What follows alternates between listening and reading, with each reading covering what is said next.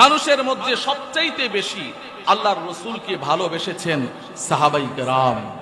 সাহাবায়ে কেরাম এমন ভালোবেসেছেন যার দৃষ্টান্ত পৃথিবীর মধ্যে দ্বিতীয় আরেকটি খুঁজে পাওয়া যায়নি এবং কিয়ামত পর্যন্ত পাওয়া যাবেও। মানুষ এবং সাহাবায়ে কেরামের মধ্যে আল্লাহর রাসূলকে সবচাইতে বেশি ভালোবেসেছেন এমন একজন ব্যক্তির নাম বলতে পারবেন? সাহাবায়ে কেরাম এবং মানুষ এর মধ্যে আল্লাহর রাসূলকে সবচাইতে বেশি ভালোবেসেছেন এমন একজন ব্যক্তির নাম হলো হযরতে আবু বকর সিদ্দিক রাদিয়াল্লাহু তাআলা। তার অনেক ভালোবাসার দৃষ্টান্ত কিতাবের মধ্যে রয়েছে, যা শুনলে অবাক হয়ে যেতে হয়। তার একটি ভালোবাসার দৃষ্টান্ত হলো আবু বকর সিদ্দিক রাদিয়াল্লাহু তাআলা আনহু জীবনের শেষ মুহূর্তে মৃত্যুর শয্যায় পড়ে আছেন। রাসূলের স্ত্রী স্বীয় কন্যা হযরতে আয়েশা রাদিয়াল্লাহু তাআলা আনহাকে ডেকে বললেন, মা, আমি তোমাকে দুইটি ওসিয়ত করে যাই, যদি আমার মরণ হয়ে যায় তাহলে সেই দুইটি ওসিয়ত তুমি আমার পুরা করবে।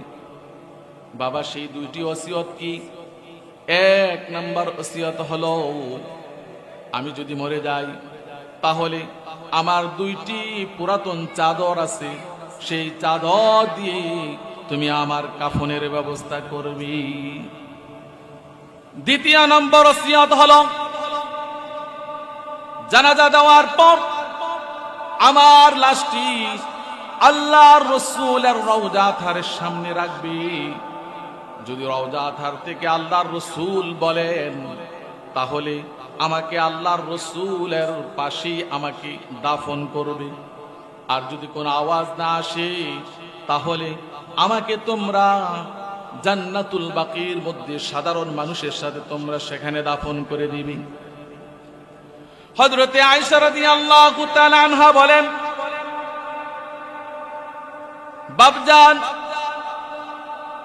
আপনার প্রথম উপদেশটি ওসিয়তটি আমি পালন করতে পারবো না।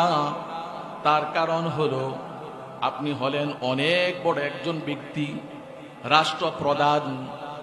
আপনার জন্য রাষ্ট্রীয় কোষাগারের মধ্যে কাপড় নির্ধারিত রয়েছে, এটা তো আমাকে কেউ করতে দিবে না। আপনার পুরান চাদর দিয়ে আপনার কাফনের ব্যবস্থা করতে কেউ দিবে না, এটা তো আমাকে দিবে না। হযরতে আবু বকর সিদ্দিক রাদিয়াল্লাহু তাআলা আনহু বলেন, হযরতে আয়েশা রাদিয়াল্লাহু তাআলা আনহাকে বলেন, মা, তুমি শোনো,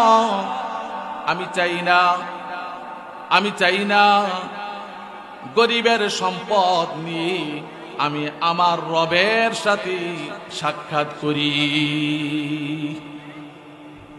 তার মানে হলো, রাষ্ট্রীয় কোষাগারের মধ্যে যে কাপড় রয়েছে এটা হলো গরিব এতিমদের জন্য বরাদ্দ। তার সাথে সাথে রাষ্ট্রপ্রধান মারা গেলেও এর থেকে কাপড় সম্মানার্থে দেওয়া হয়। হযরতে আলী রাদিয়াল্লাহু, হযরতে আবু বকর সিদ্দিক রাদিয়াল্লাহু তাআলা আনহু তা প্রত্যাখ্যান করলেন, না, পুরাতন দুইটি কাপড় দিয়ে আমার কাফনের ব্যবস্থা করবি। যাই হোক, তিনি ইন্তেকাল করলেন, পুরান দুইটি কাপড় দিয়ে ওনাকে কাফনের ব্যবস্থা করলেন। তারপর জানাজা পড়ে আল্লাহর